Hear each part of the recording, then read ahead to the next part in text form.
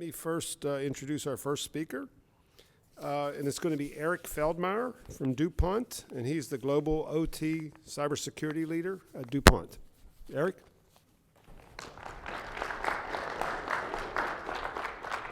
Thank you, Sid.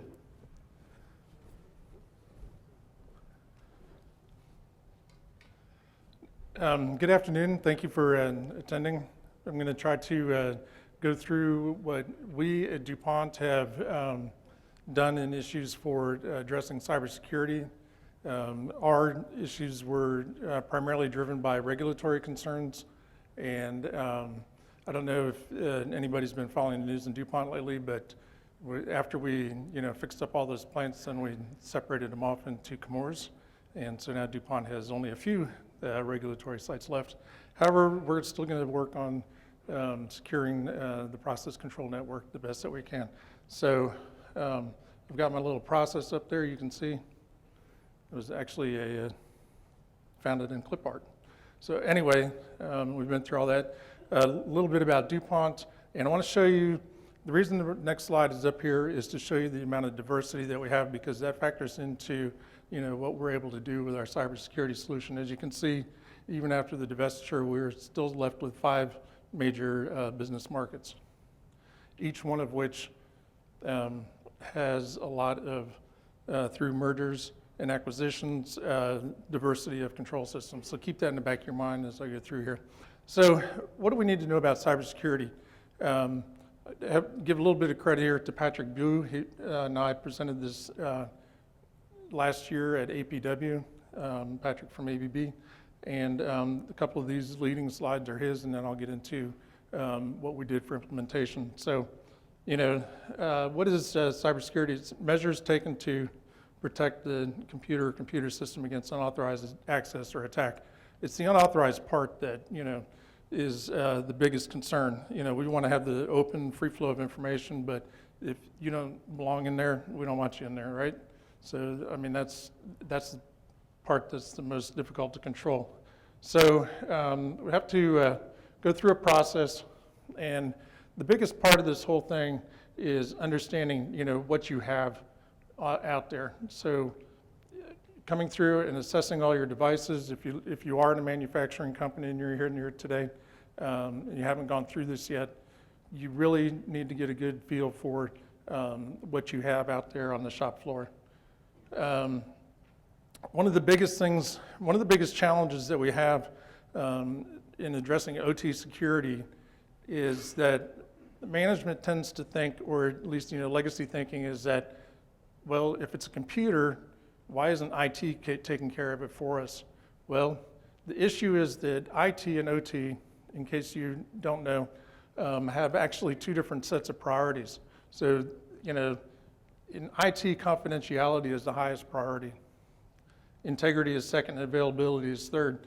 If they need to reboot your computer in the middle of the day, they just do it. Obviously that would kill a process. It would lose money.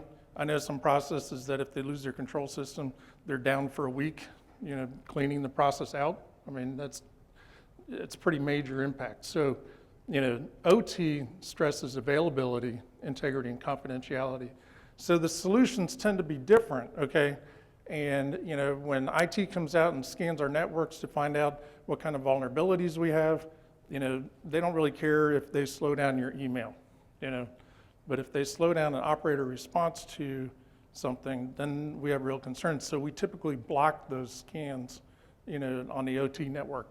So because we do that, then we aren't able to uncover our vulnerabilities on the networks and have to come up with a different set of tools or a different way to handle things.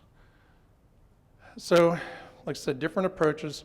IT, 3 bad password tries, you're locked out, have to call the help desk.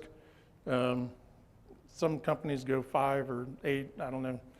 I think ours is actually 4, but I've had to call the help desk before, head in hand sort of thing. I lost my password, I got locked out. It's not a fun thing. You definitely don't want that to happen if you're trying to run a process. So part of it, you have to measure your risk. Risk is the threat, vulnerability, and consequences. If you don't know the consequences of your process, then you really need to go back and figure out why you're in business. Even if it's not a safety risk, you may have a safety controller running your highly toxic material process, and you don't think that there's a security issue with it. Think again. If it's connected to the configuration device through the process control network, then you have a possible pathway for an attack. The other thing is if your process goes down, like I said, you go down for a week, how much money are you losing? Even if you don't blow anything up or have any releases, you're still losing money every time you're down. We had one process, and I can talk about them because we don't own them anymore. And they, sorry, I lost the name of the virus now. That's my bad. Anyway, they hadn't patched their systems, so they hadn't maintained their level of patching. And this patch came out with XP Service Pack 3. So that should tell you how old that is. It's, 2005, 10 years old? Okay, and this was 2 years ago, they hadn't patched yet. So they got hit by that virus, ripped all the way through their networks. Well, it didn't really impact their running, so they didn't shut down. So they didn't factor in the economics of rebuilding all those systems, but they should have. It took many hours of their downtime to rebuild those systems, and had they not been scheduled to go through a downtime to rebuild those systems, obviously, they would have had some economic impact.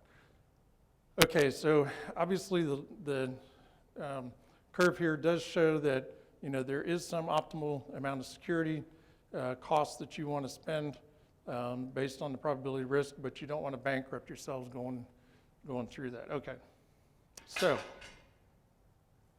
well, there's a poltergeist here. Okay, so that brings us up to standards. What is it that we want to try to provide for security? And you have to figure out. Okay, I'm going to get some help up here. Thank you. What set of standards you're going to follow? So IT has a set of standards. ISO 27000 series, the NIST framework. The industrial automation has ISA 99, which we all know now is IEC 62443. But here's the interesting thing. If you look at this grid, you're going to see that there's a lot of overlap on these standards, okay? And then finally, the energy sector has the NERC standards, and then they have some IEEE and IEC standards that bring over, and it looks like more prescriptive type standards. So the big thing we need to focus on as a chemical company is that a lot of our standards were built in-house, okay? We took our IT standards and said, okay, we're going to use those for our process control standards. And so we have this, we're continually fighting these political battles, just to show you where the challenges really are. We want to make sure we're doing things, by industry standard, not by, these homegrown process control standards. Well, okay, look at IEC 62443. Actually, there's another set of standards here that we followed, was called RBPS 8, which is by DHS for CFATs. And you can outline, one for one, almost an RBPS 8 metric to one of our standards and IEC 62443. I mean, there's a high correlation between those two. Anyway, so the biggest thing here, as I said earlier, was you have to know what it is you want to secure. And the best way to do this is to take an assessment of what you have. Now, Patrick and I were talking about this yesterday. Companies do offer this. ABB has a great service they provide for you, fingerprinting. This is not a plug for him. This is just because we shared the talk together. Other DCS companies also have ways to do that. We chose to do our own, okay? We had the resources, we had the time to do it. We actually got started ahead of the curve, so we had a lot of stuff that was already, in-house being developed. But, if you don't have those resources, or you want to make sure that, your vendor can provide you with those assessment, this gives you your baseline. This gives you the where you're going to start with your security of your systems. Some of the things that you're going to end up looking at are listed here. Procedures and protocols. Can't stress that enough. We often overlook that. But if you don't have a procedure that says that Joe Smith down the street is not able to access your network, and he does, when you go to court, they're going to let Joe Smith access your network because you said you had nothing in place that said that he couldn't. Okay, so then there's group security policies and computer settings also. So group security policies is where the real work is. There are very few people in the world, and I'm talking about the world, that actually know which services to turn off in the Microsoft operating systems to kill all those vulnerabilities that are built in. Okay, last count there were 500 that had received their certification or GISSP from GIAC. So 500. We happen to employ 2 of those in DuPont and Chemours now. So that is, it's an art form right now, I have to say, because you can try to be prescriptive with it, and it won't fit for all of those different flavors of vendors that I mentioned that we had, okay? It may fit for one. It may fit for one vendor with one platform specifically, and not any legacy systems. We've had to open it up to be able to pull in the legacy systems. So that's where the real work is. This part here, this is political, procedural, it can happen, and then your architecture and so forth over here, the computer settings. All right, so this is now getting into the meat of my talk, sorry, and I will try to get through this fairly quickly, but this is about the challenges of implementation. So I've already cued you in on, built some clues in your head about how this is. So it's kind of a balancing act, You got to figure out what the management needs are, what the business says they want, what security needs are. Do you have any regulatory concerns? When we first started on this, we had 33 sites that had to have, that fell under regulatory obligations either through DHS or the Coast Guard. And then we had to have the site ability to deliver. Well, again, when we first started out on this, nobody at the site really had any clue about what cybersecurity is. They'd throw a password on the system and think they were done. Okay, that doesn't always work. So, you have to look through this list, figure out what the corporate wants and what the site has and what they want. So, the corporation, as I said earlier, business says, well, why can't you just use an IT solution? We're heavily invested into IT. And, so then you have to go through this whole thing. Well, we can't because, their tools attack our process control vendor software and, they're too aggressive on the scans and, whatever. Then you have to figure out, here was the oldest, this is the oldest complaint from process control engineers. And I'm sorry if I'm offending any IT folks in here, hopefully not. IT works 8 by 5, and we need 24/7 support. If it breaks at Saturday afternoon or Sunday, morning at 2 o'clock in the morning, can I call you? Will you come out to the plant and fix my problem for me? And as we outsource IT now, does that mean that somebody from, somebody halfway around the globe is going to come over here and support our system? How do I get that support? It's my butt on the line, to keep that process running. So, they don't want to implement IT. They don't want IT to run their security, and yet they're forced into having to do it. And so you got to coach them into it and, convince them that we're on their side and, get them going. So there's a trust building that that has to occur in order for that to happen. Okay, so how did we do it? Well, we had our standards. We knew what our direction was, and we had the site down here. And we're like, I got pulled into this 4 years ago to help solve this gap. It's like, we're up here, we got all this, but nothing's happening down at the site. What are we going to do about it? So they searched for a corporate leader. Well, I was the guy who didn't step back fast enough, okay? So I got the job.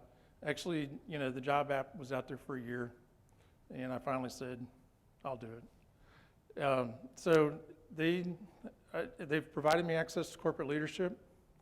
I am a senior engineer, but I have the vice president's ear.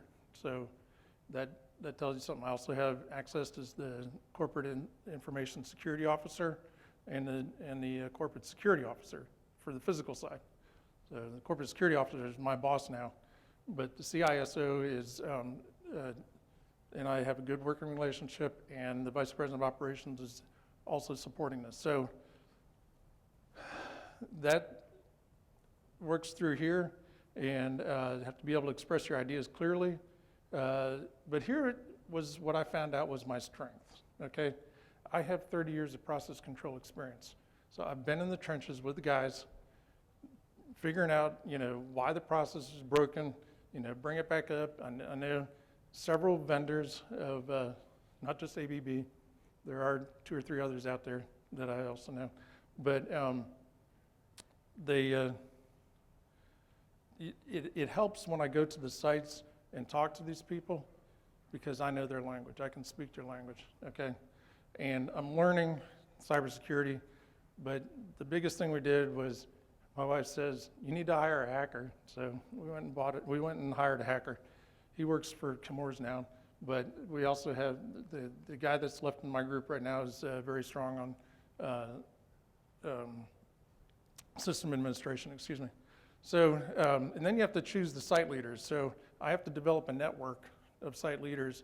And the interesting thing is that since I had all these process control people network, turned out they were the same people. So that task was easy. So now we're starting to close our gap here, okay? All right, so then the next thing was, guess how big our budget was? Anybody have a guess, anybody's budget? Exactly, $0. You get to do this without spending any money. Wow, okay, whatever you say, you know. And it was difficult to figure that out at first, but then you figure, well, you're paying for my time, and you're paying for a couple other people's time. Now I'm going to ask the site to provide their time, and then all of a sudden we have a project going, okay? So that worked out. Our first effort on this, you know, and this helped both sides, helped the site and it helped our group, corporate group, was that we went to our first site and we said, hey, we're going to just kind of SWAT team down there. We have DHS coming in 3 months. You guys aren't even ready. You know, they thought they were ready. We ran down there and did the assessment. They were 27% conformance. We're like, holy cow, guys, come on, let's get together. So we went back the next month, gave them a list of the laundry things to do, and met with them every week on the phone with webinars every week, just driving that program. Finally got them in. So their conformance went up to 100%. They're good to go now. And what they did was 2 things. First of all, showed the sites that we can do this. We're serious about it, including all the hardening services that we talked about earlier. And secondly, it built us, you know, it built the work, you know, model for us. Okay, how are we going to do this, you know, and carry it forward? So what we have to realize is that this is a dynamic thing. You can't just go to a site, drop off the security solution and say, see ya, you're done. Doesn't work that way. Site goes through an upgrade. Guess what? All those security solutions you just put in for the hardening systems, they go away. They go from XP to Windows 7. It's a totally different set of solutions. So you do need to, you know, keep on going and sustain it. And then we as a corporation have to sustain it by, you know, watching industry standards, participating in the ARC forum, for example, and others, so that we can stay in touch. All right, so we're getting there. You know, our little guy over there is pretty happy. We're closing that gap, but we're not all the way there. Why not? Well, we have like 200 sites, and I can go and do this to one site and learn, and then go call another site and, you know, learn from there again a little bit, and then go to another site, and then pretty soon you realize wait a minute, if I have to go 200 sites around the world, how many years is that going to take? So you have to come up with some way to leverage all this stuff, and that requires tapping into the subject matter experts, developing a centralized Windows patching service that is kind of unique. I don't know if you are familiar on the IT side with WSUS. They roll patches out when Microsoft gives them to them on Tuesday, right? You can't do that on the control system. First of all, you have to make sure that the vendor says that all of those patches will work for that particular level of system that they have, and then you can deliver that. Well, we're actually, to be honest with you, we're still working on that, all right? The next thing is like antivirus. So we have central antivirus delivery. We've got that pretty well under control. And then there's some other things that we need to look at. We are stealing the SIM from our IT group, and we've talked about whitelisting and offered it as a solution for people, and we don't have anybody yet who's implemented that. And then, of course, we want to be able to deliver those policies that I talked to you about earlier from a regionally secure solution. So to follow all this up, you got to let leadership know what's going on. You got to communicate your plans. You got to communicate your efforts. You got to communicate your progress. You got to tell everybody what's going on. I meet quarterly with the Industrial Control System Support Group. I meet monthly. I hold the steering team with all the stakeholders. So the CISO, the VP, my boss, basically whoever wants to attend, whoever's interested. And then on top of that, I have meetings with, periodically with top management and the plant managers, because they're the ones who are basically the asset owners, and they need to know what's going on. And the biggest thing is be available, work with the vendors, find out what's going on in the industry, be available to your sites if you're set up in a manufacturing environment, assist them, promote continuous dialogue, do follow-up. Hey, everything going all right? Heard you had a problem, whatever. Just keep all that going. And then finally, from the corporate side, refresh your standards. Go through every 3 years, do a review, make sure you're still current, align with global regulations and industry trends. Monitor the U.S. CERT incident response. I don't know if you were in the DHS presentation yesterday when you talked about this, but that's important. That way you can find out. They will publish when they find vulnerabilities in people's control systems. And so you go through and say, hey, go through that asset list that you've developed. Do you guys have this particular, module or, running this particular software that has this vulnerability? You might want to do this, to help contact the vendor, sort of thing. So that helps you out. So with all that, we finally have our guy crossing the finish line here. Yay, he won. We are still in this process here, so I can't really say, yay, we've won yet. It's a work in progress. Remember the Plan, Do, Check, Act model that's always continually sustaining, but we're getting closer every day. So, and the way we did it, and this is my last slide, is through these leveraged solutions, and that's the only way we could have done it at a $0 budget. Thank you.